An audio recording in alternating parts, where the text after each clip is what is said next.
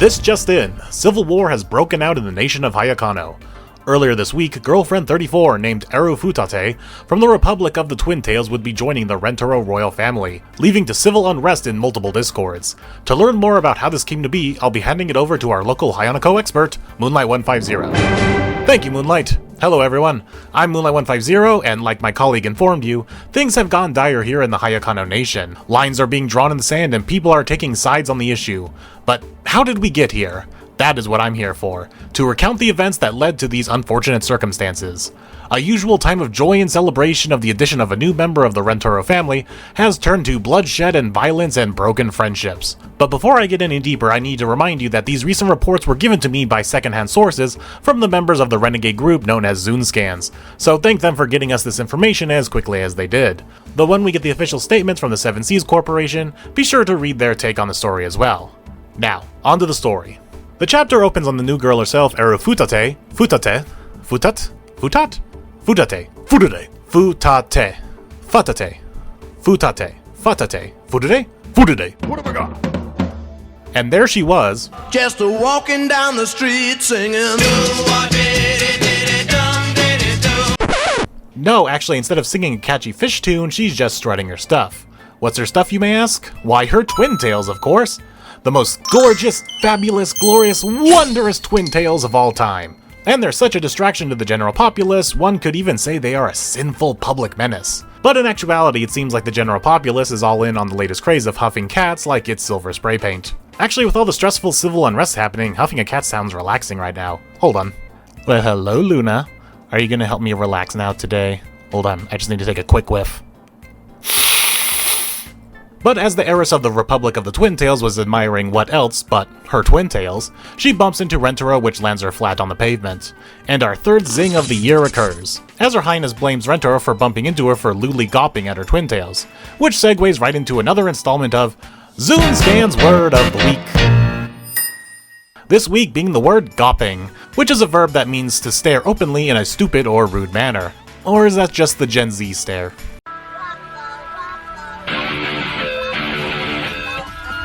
As Rentaro apologizes for bumping into her, he makes a comment on how elegant her Twintails are. And just like that, with a single compliment, all is forgiven and Eru is happy as can be. So happy she invites him to go hang out at her favorite spot. Which is something we've all done, right? Just met someone and you invite them to go hang at your favorite spot across town to watch the sunset? This manga is so relatable. Then it turns out that it's not even the viewer's sunset being the reason why Eru likes this spot. It's apparently because this is where the wind best blows her Twintails as they sparkle in the sunlight. After a near-death experience at the hands of, well, bumping his hand into a fence post, Eru offers to heal the injury on Rentaro's hand with her Twintails. Does she have magic hair? Is she a Disney princess? Do you have magic hair? No. After yet some more compliments on her Twintails and how they are silkier than artesian noodles, man, I've been doing this whole flirting game wrong if Rentaro is picking up girls with lines like that. But as Eru is about to confess, true disaster strikes as her hair ties that was holding up one of her Twintails snaps off. Though Rentaro comes in with the nice guy reassurance that she looks just as good without the Twintails as she does with them, or not, as we get a glimpse into Eru's past that being told that she looks just as good without the Twintails is her own personal hell. And now she doesn't want to hear those words come out of the mouth of the guy she has fallen for. But Rentaro pulls the Uno reverse card on the situation and instead rips off his sleeve and uses it to make a makeshift hair tie to fix up the Twintail to tell her that her Twintails brings out her best look. My man immediately knew what to say, and that's why Rentaro is him. I said let him come! But apparently he finds the makeshift hair tie not good enough for her Twintails, and he begins tearing at his sweater until he gets it just right and worthy of her Twintails. And then he ends up like he should be strutting down the walkway of the Paris fashion show showing off this summer's latest designs. God damn, man, put a shirt on, you're making the rest of us look out of shape. And after getting a glimpse of the hunk of finely toned meat that is Rentaro, oh, and I guess caring about her Twintails as well, Eru is able to fully confess that she has fallen for him and she wants to date him, so that they may become a perfect pair like her Twintails themselves, which Rentaro happily accepts. And Eru is so happy to become the perfect pair of Twintail people that she becomes the first girlfriend to ever use a pet name with Rentaro by calling him Darling. I don't know why, but I feel like this has significance. Then, much like Iku wishes to keep toning her body, and Mimi to keep improving her beauty, Eru swears to keep her finding her Twintails to be even better for the rest of their days, as long as Rentaro keeps gazing at them, and not gawping at them. But I guess Rentaro's word isn't good enough for her, as she wants him to pigtail promise with her to remain together as the perfect pair of Twintails that they are as a couple. And as we all know, a pigtail promises the highest level of human agreements one can make with one another, sitting above a blood pact and the Geneva Convention. And with that sacred ceremony established, we have Girlfriend 34, now officially past the 1/3 mark. It was kind of weird with Kimari because a third of 100 is 33.33333333, but now that we have hit 34, we have safely passed a third of the way there. So, what happened? Why does this character seem to be so divisive? Well, the proof is in the pudding, or the chapter, I guess. The fact that there really isn't much to this character, she likes her Twintails, and that's it. No other part of her personality to add to that. No interesting story in the chapter itself. It's literally just, I bumped into a girl on the street, I complimented her hair, and she showed me her favorite spot. I think the community is so used to having these wacky personalities with another layer added to ground them and make them slightly relatable, and we have none of that here. Take the last two girlfriends for example. Hasuwa sniffs everything to an unruly degree to make prosecutions, but she takes the role seriously as said in her introduction chapter. Exposing the truth and helping the innocent is all in a day's work for a great detective.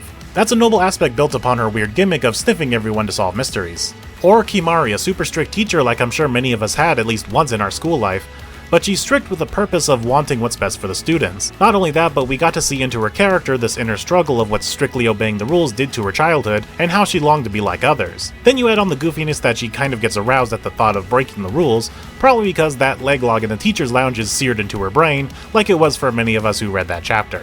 We're so used to these characters being outcasts of society because of their quirks, that when we get our first girl in a long time that just feels kind of normal, everything just feels off. So what have we gotten out of Eru so far? That she loves her hair in a certain style and that this has been her obsession since she was little, and that was it. Nary any kind of reason why she likes this style outside of she thinks this is what looks best for her. Now you can argue with me that we need more information to pass judgment, and I agree. Maybe something comes in the next chapter with the Meet the Family or her inevitable focus chapter, but that doesn't change the fact that the breakdowns I just gave for Hasuwa and Kimari all came from the same 20-page limit introduction chapter that Eru got, and we got nothing from her. So we readers can't help but wonder if obsessing over her Twintails is all there is to this character, or if the other character quirk of hers comes later. Which is a new move by Nakamura because we usually have a decent understanding of a new girlfriend from their introduction chapter, only to get expanded upon in later chapters. That is not the case here. Something else I want to point out that may be rubbing the wrong way about Eru and her Twintails is that everything we have seen of hers seems like a mixture of negative traits we have had with past girlfriends. We have the self-absorption of Mimimi, though in the complete opposite direction as no one was paying attention to Eru and her Twintails, whereas everyone was captivated by Mimimi and her beauty. We have the hyper-specific unrealistic obsession of a hairstyle, not even just her hair in general, but a hairstyle, like Sue's number obsession. And the constant spouting of their obsession like Mai has with shouting dear sister every other line, where Eru mentions her Twintails every other line. So everything about not only how the chapter plays out, but also what we know of Eru as a character, feels like they stuffed a bunch of negative aspects of other girlfriends and put them in a blender and out popped Eru and her Twintails. All in all, it's a wait and see what plays out with this character. Like I said, it's just odd to be playing the waiting game on trying to get an understanding of a new character. Even worse when there's a break week as well in between. And if talking about her Twintails is really all there is to her character, then I dread what her focus chapter is going to be about. But I will be here to cover those chapters as they drop, as well as keeping you up to date on everything that is happening in the civil conflict on the Hayakano Kingdom. I've been your reporter, Moonlight150, and be sure to like, comment, and subscribe for more developments as this story unfolds. And I will see you all next time.